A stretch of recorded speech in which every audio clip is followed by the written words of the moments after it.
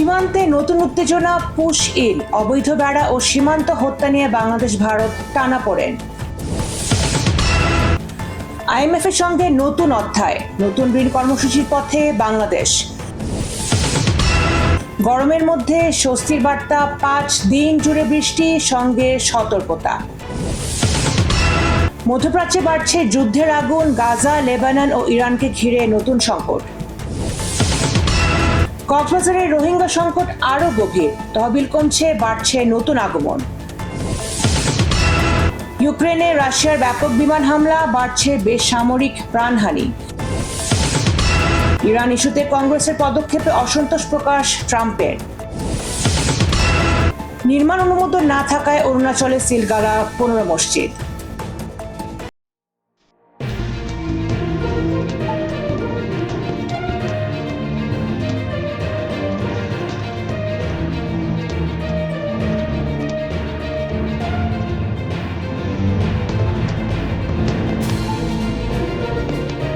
আসসালামু আলাইকুম দর্শক, দেখছেন দেশ বিদেশের গুরুত্বপূর্ণ সব সংবাদ নিয়ে ঢাকার বাণীতে নিয়মিত আয়োজন আলোচিত সংবাদ।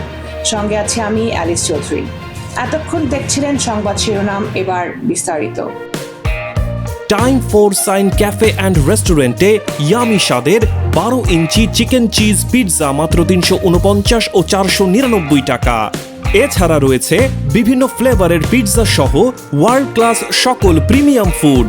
তো কেন দেরি, চলে আসুন তাড়াতাড়ি।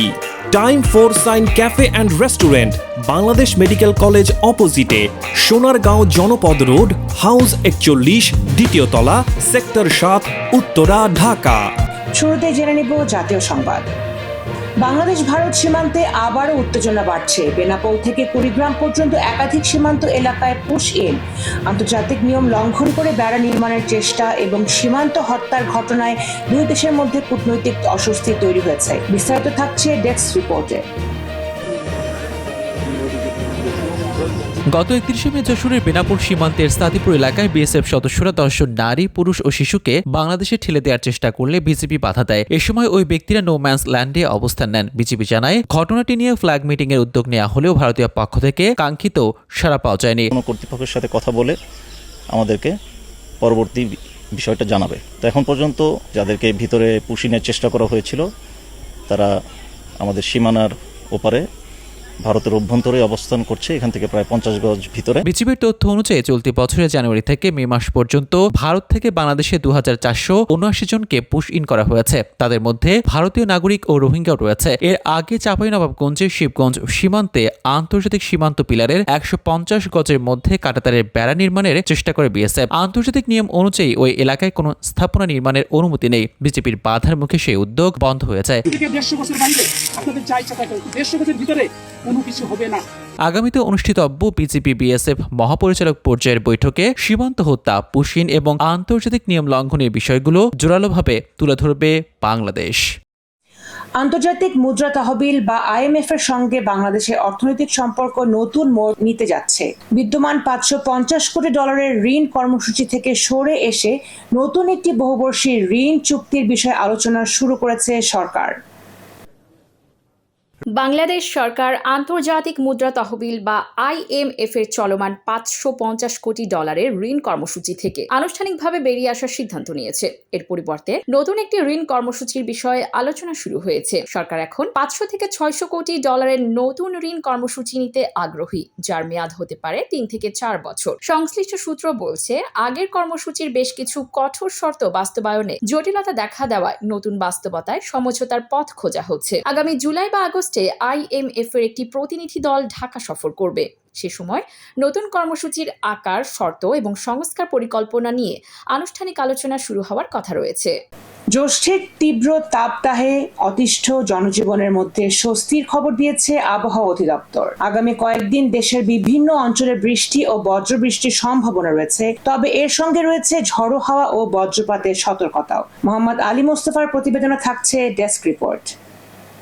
দেশের বিভিন্ন অঞ্চলে চলমান তাপ প্রবাহের মধ্যে বৃষ্টির সুখবর দিয়েছে আবহাওয়া অধিদপ্তর। সংস্থাটির পূর্বাভাস অনুযায়ী আগামী 5 দিন দেশের অধিকাংশ এলাকায় বৃষ্টি অথবা বজ্রসহ বৃষ্টির প্রবণতা অব্যাহত থাকতে পারে। এই বৃষ্টিপাতের ফলে দেশের বিভিন্ন অঞ্চলে চলমান মৃদু থেকে মাঝারি তাপপ্রবাহ ধীরে ধীরে প্রশমিত হতে পারে বলে জানিয়েছেন আবহাওয়াবিদরা। তবে রংপুর, ময়মনসিংহ, খুলনা ও সিলেট অঞ্চলে ঘণ্টায় 45 থেকে 60 কিলোমিটার বেগে দমকা হাওয়া সহ বজ্র বৃষ্টির সম্ভাবনা রয়েছে। এ কারণে সংশ্লিষ্ট এলাকার নদীবন্দরগুলোকে 1 নম্বর সতর্ক সংকেত দেখাতে বলা হয়েছে। একই সঙ্গে জুন মাসে বঙ্গোপসাগরে 2টি লঘুচাপ সৃষ্টি হওয়ার সম্ভাবনার কথাও জানিয়েছে আবহাওয়া বিভাগ। এর মধ্যে একটি মৌসুমী নিম্নচাপে পরিণত হতে পারে।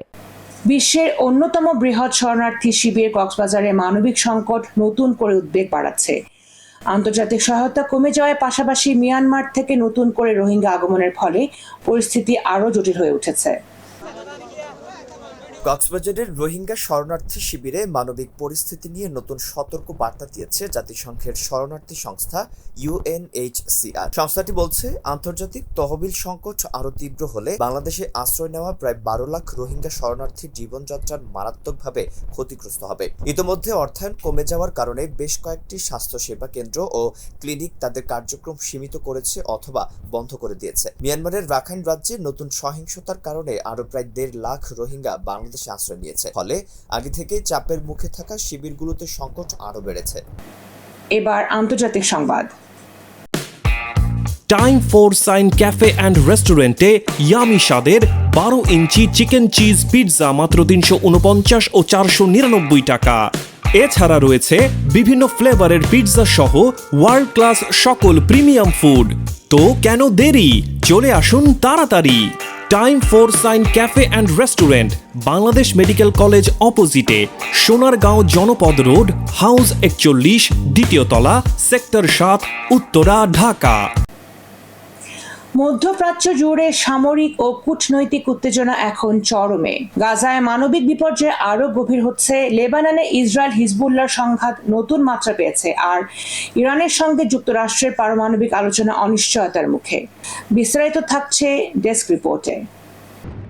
গাজায় যুদ্ধের প্রভাব দিন দিন আরও ভয়াবহ হয়ে উঠছে। আন্তর্জাতিক উদ্ধার কমিটির তথ্য অনুযায়ী প্রায় 16 লাখ মানুষ তীব্র খাদ্য সংকটের মধ্যে রয়েছে। একই সঙ্গে গাজার অধিকাংশ হাসপাতাল ধ্বংস হয়ে গেছে অথবা মারাত্মকভাবে ক্ষতিগ্রস্ত হয়েছে। 5টি আন্তর্জাতিক মানবাধিকার সংস্থার যৌথ মূল্যায়নে বলা হয়েছে, যুদ্ধবিরতি কার্যত ব্যর্থ হয়েছে এবং মানবিক সহায়তা নিশ্চিত করা যায়নি। অন্যদিকে লেবাননের সংঘাত থামার কোনো লক্ষণ নেই। ইসরায়েলি হামলায় প্রাণহানি ও বাস্তুচ্যুত মানুষের সংখ্যা বাড়ছে। দক্ষিণ লেবাননের বিস্তীর্ণ এলাকায় এখনও নিয়ন্ত্রণে রয়েছে ইসরায়েলি বাহিনী। এদিকে ইরান সতর্ক করে দিয়েছে, গাজা ও লেবাননে ইসরায়েলি অভিযান অব্যাহত থাকলে যুক্তরাষ্ট্রের সঙ্গে চলমান পারমাণবিক আলোচনা সংকটের মুখে পড়তে পারে। ইউক্রেন জুড়ে আবারও বড় ধরনের ক্ষেপণাস্ত্র ও ড্রোন হামলা চালিয়েছে রাশিয়া। রাজধানী কিভ সহ একাধিক শহরে হামলায় নিহত ও আহতের সংখ্যা বেড়েই চলেছে। শহীদুল ইসলামের প্রতিবেদনে ডেস্ক রিপোর্ট। ইউক্রেনের বিভিন্ন অঞ্চলে রাশিয়ার সাম্প্রতিক বিমান হামলায় ব্যাপক প্রাণহানি ও অবকাঠামোগত ক্ষয়ক্ষতির ঘটনা ঘটেছে। কিয়েভ, দিনিপ্রো, পোলতাভা, খার্কিভ এবং জাপোরিঝাজিয়া সহ একাধিক শহরে ক্ষেপণাস্ত্র ও ড্রোন হামলায় বহু বেসামরিক নাগরিক নিহত ও আহত হয়েছেন। দিনিপ্রো শহরে একটি আবাসিক ভবনে হামলার পর উদ্ধারকর্মীরা ধ্বংসস্তূপের নিচ থেকে 3 বছর বয়সী এক শিশু, একজন মা এবং তার 8 বছর বয়সী সন্তানের মরদেহ উদ্ধার করে। বিশ্লেষকদের মতে, পশ্চিমা সামরিক সহায়তার সীমাবদ্ধতাকে কাজে লাগিয়ে রাশিয়া হামলার তীব্রতা বাড়াচ্ছে। ইরানকে ঘিরে যুক্তরাষ্ট্রের নীতিগত অবস্থান নিয়ে নতুন করে রাজনৈতিক বিতর্ক শুরু হয়েছে। কংগ্রেসে গৃহীত একটি রেজলিউশন নিয়ে অসন্তোষ প্রকাশ করেছেন মার্কিন প্রেসিডেন্ট ডোনাল্ড ট্রাম্প। ইরানকে কেন্দ্র করে যুক্তরাষ্ট্রের পররাষ্ট্রনীতি নিয়ে নতুন রাজনৈতিক বিতর্ক শুরু হয়েছে। কংগ্রেসে গৃহীত একটি রেজলিউশন নিয়ে অসন্তোষ প্রকাশ করেছেন প্রেসিডেন্ট ডোনাল্ড ট্রাম্প। ট্রাম্পের মতে জাতীয় নিরাপত্তা ও পররাষ্ট্রনীতির মতো স্পর্শকাতর বিষয়ে এমন কোনো পদক্ষেপ গ্রহণ করা উচিত নয় যা সরকারের কৌশলগত অবস্থানকে দুর্বল করতে পারে। অন্যদিকে রেজলিউশনের সমর্থক আইন প্রণেতারা বলছেন, পররাষ্ট্রনীতি এবং সামরিক সিদ্ধান্ত গ্রহণের ক্ষেত্রে কংগ্রেসের সাংবিধানিক ক্ষমতা নিশ্চিত করতেই এই উদ্যোগ নেওয়া হয়েছে। ভারতের অরুণাচল প্রদেশের নির্মাণ অনুমোদন সংক্রান্ত অভিযোগে 15টি মসজিদ সিলগালা করেছে স্থানীয় প্রশাসন। ঘটনাটি ঘিরে এলাকায় আলোচনা ও উদ্বেগ তৈরি হয়েছে। বিস্তারিত দেখুন ডেস্ক রিপোর্টে। अगर जो खाली कर दोगे तो ठीक है, नहीं करोगे तो सारा सील रहेगा। ভারতের অরুণাচল প্রদেশের নির্মাণ অনুমোদন সংক্রান্ত জটিলতার অভিযোগে 15টি মসজিদ সিলগালা করেছে স্থানীয় প্রশাসন। কর্তৃপক্ষের দাবি, সংশ্লিষ্ট স্থাপনাগুলোর নির্মাণের ক্ষেত্রে প্রয়োজনীয় অনুমোদন এবং নথিপত্র যথাযথভাবে উপস্থাপন করা হয়নি। এদিকে মসজিদ পরিচালনা কমিটি এবং স্থানীয় মুসল্লিরা প্রশাসনের সঙ্গে আলোচনার মাধ্যমে দ্রুত একটি গ্রহণযোগ্য সমাধানের আহ্বান জানিয়েছেন। আবারও ফিরছি সারা দেশের সংবাদে। বিয়ে বাড়ির ভোজ টাইম ফর শাইনি হোক। এখন উত্তরে কিংবা এর আশেপাশে যে কোনো অনুষ্ঠান অথবা বিয়ের আয়োজন আরো জমজমাট করুন ফ্রি হল রেন্ট এবং প্রিমিয়াম ইন্টেরিয়রের সাথে। বিয়ে, গায়ে হলুদ, জন্মদিন, যে কোনো অনুষ্ঠানের খাবারের দায়িত্ব দিন আমাদের। আপনার বিশেষ দিনের জন্য টাইম ফর শাইন দিচ্ছে পরিপূর্ণ catering service. Time for shine আপনাকে অফার করছে কাস্টমাইজড মেনু, ফলে আপনার অনুষ্ঠানের মেনু আপনার পছন্দ মতো নিজেই সিলেক্ট করতে পারবেন। আমাদের এখানে আরো রয়েছে লাইভ মিউজিকের ব্যবস্থা, সুস্বাদু ভরপুর খাবারের টেবিলে মেতে সবাই আনন্দ আয়োজনে। যে কোনো প্রোগ্রাম কিংবা আয়োজনের জন্য বুকিং করতে কল করুন নিচে দেওয়া নম্বরে অথবা ইনবক্স করুন আমাদের ফেসবুক পেজে। আমাদের ঠিকানা বাড়ি নং 41 সোনারগাঁ জনপদ রোড, বাংলাদেশ মেডিকেল বিপরীত সাইড, সেক্টর 7, উত্তরা, ঢাকা। ফরিদপুরের ভাঙ্গা উপজেলার আলগী ইউনিয়নের সোনাখোলা এলাকায় মাদক বিক্রি ও সেবনের বিরুদ্ধে কঠোর অবস্থানের ঘোষণা দিয়েছেন স্থানীয় যুব সমাজ ও এলাকাবাসী। বৃহস্পতিবার বিকেলে ভাঙ্গা উপজেলা ছাত্রদলের যুগ্ম আহ্বায়ক সাকিব ইসলাম সুমনের নেতৃত্বে এলাকার যুবকরা মাদক বিক্রেতাদের বাড়িতে গিয়ে সতর্কতামূলক প্রচারণা চালান এবং মাদক ব্যবসার সঙ্গে জড়িতদের হুঁশিয়ারি দেন। এ সময় সাকিব ইসলাম সুমন বলেন, আলগী ইউনিয়নের কোনো এলাকায় মাদক ব্যবসা, মাদক বিক্রি কিংবা মাদক সেবন বরদাস্ত করা হবে না। যারা এসব কর্মকাণ্ডের সঙ্গে জড়িত তাদের অবিলম্বে সরে আসার আহ্বান জানান তিনি আরো বলেন, মাদক যুব সমাজকে ধ্বংসের দিকে ঠেলে দেয়। একটি সুন্দর, নিরাপদ ও মাদকমুক্ত সমাজ গড়তে সবাইকে ঐক্যবদ্ধভাবে কাজ করতে হবে। স্থানীয় সচেতন মহল এই উদ্যোগকে স্বাগত জানিয়েছে। তাদের মতে মাদক নির্মূলে শুধু প্রশাসনের পদক্ষেপই যথেষ্ট নয়, বরং সমাজের সর্বস্তরের মানুষের সক্রিয় অংশগ্রহণ প্রয়োজন।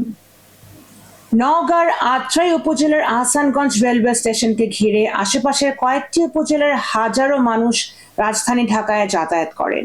তবে প্রতিদিন চলাচলকারী 9টি ঢাকাগামী ট্রেনের মধ্যে মাত্র 2টি ট্রেনের যাত্রা বিরতি থাকায় টিকিট সংকট ও ভোগান্তি নিত্যদিনের ঘটনা হয়ে দাঁড়িয়েছে। যাত্রীরা জানান, প্রয়োজনের সময় টিকিট না পেয়ে অনেককে ফিরে যেতে হয়, আবার অনেকে বাধ্য হয়ে দাঁড়িয়ে দীর্ঘ সময় ভ্রমণ করেন। স্থানীয়দের দাবি, স্টেশনটি থেকে উল্লেখযোগ্য রাজস্ব আয় হলেও অধিকাংশ ট্রেনের যাত্রা বিরতি না থাকায় সাধারণ মানুষ বঞ্চিত হচ্ছেন। নয়গাঁ 6 আসনের সংসদ সদস্য শেখ মোহাম্মদ রেজাউল ইসলাম রেজু বলেছেন, জনগণের দুর্ভোগ কমাতে আহসানগঞ্জ স্টেশনে আরও ঢাকাগামী ট্রেনের যাত্রা বিরতির বিষয়টি সংশ্লিষ্ট কর্তৃপক্ষের কাছে তুলে ধরা হবে।